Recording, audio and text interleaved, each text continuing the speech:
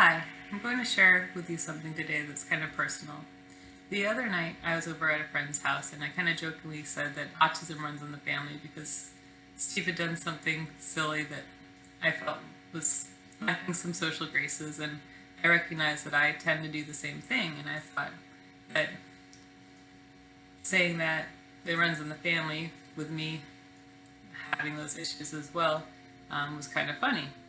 Well, today I decided to look into autism a little bit more. You see, a couple years ago, I was introduced to a lady who told me that she had autism and she was struggling with different things socially, and she was going to counseling because she tends to take things literally and she doesn't understand when people don't see things the way she sees them.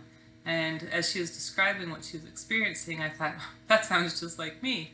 And I kind of blew it off because I'm like, I don't want to look for an excuse for why I tend to struggle with social situations. So I just decided that I just needed to try to be more aware of how people are perceiving me. So anyway, today I was reading some more about autism, and I was watching some videos about women who had autism and they were diagnosed later in life. And I was thinking, well, some of these things line up. I do struggle with things socially. I do have some issues with emotions sometimes. I do tend to thrive on routines. But then there were some things that I'm like, oh, this doesn't apply to me at all.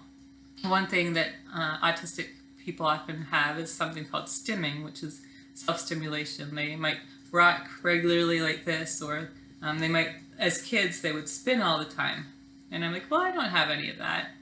And then I thought, hey, I kind of vaguely remember when I was younger, I used to enjoy spinning around in circles. I'm like, I don't remember doing it too much, but it's been such a long time. I decided to call my mom to see if she remembered that at all. And I said, Mom, when I was little, did I used to spin in circles? And she's like, oh yeah. I'm like, well, do you remember how long I used to do that? And she's like, well, you did it all the time. You like to, especially when you're wearing skirts, you like to see your skirts flowing, and it was just really pretty. You were princess-like. And I'm like, okay, well, how long did I do that? She said, I remember you did it at least through third grade, and occasionally a lot through fourth grade, and even from time to time up through high school. I'm like, oh. So then that was my aha moment. I don't really like diagnoses, and I wouldn't want to go to the doctor and waste my time getting diagnosed, but it kind of made things click into place. I can remember a lot of things with my literal thinking that caused issues with friendships. I had a friend who loved to tell this one joke, and when you got to the punchline, she'd want everyone to laugh, but the fact was the punchline actually didn't make any sense.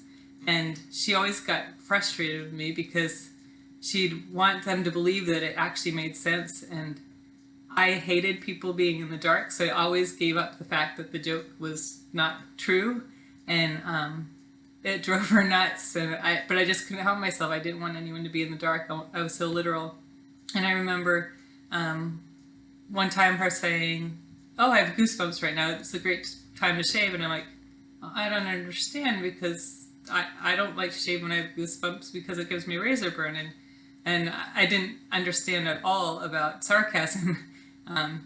So anyway, that's just a little bit of insight into me. And I guess the reason why I'm sharing this is because I've had people really get annoyed with me and reject me, actually, because sometimes in social situations I do things that really upset people. And in fact, all through high school, I was very afraid to talk to anybody. I'd never talked to anybody because I was afraid that I'd say the wrong thing and then they wouldn't like me anymore. So it's something that I've dealt with my whole life, and I'm still dealing with it from time to time as an adult. So I just thought I'd share these things with you. I think that it's important that we understand that even though someone might seem intelligent and be able to do well academically, I always thrive in academic settings because I'm able to grasp content and really speak intelligently about things that I've learned in a book, but I'm not so great with social cues. I think it's good to understand that we all have nuances, we all have things that we struggle with, and I think that grace is very important, and that we learn to love each other despite our differences, and even if we don't understand why people act or do things they do. We have no idea of a lot of people's history. We don't know what they've experienced, and I think that the way we can grow in our love and unity with one another as believers is to just realize that we don't know everything about people, and we should seek to find out more about them. We should ask them questions, learn about their history, so that we can understand them and love them better. Thank you guys. Have a great day.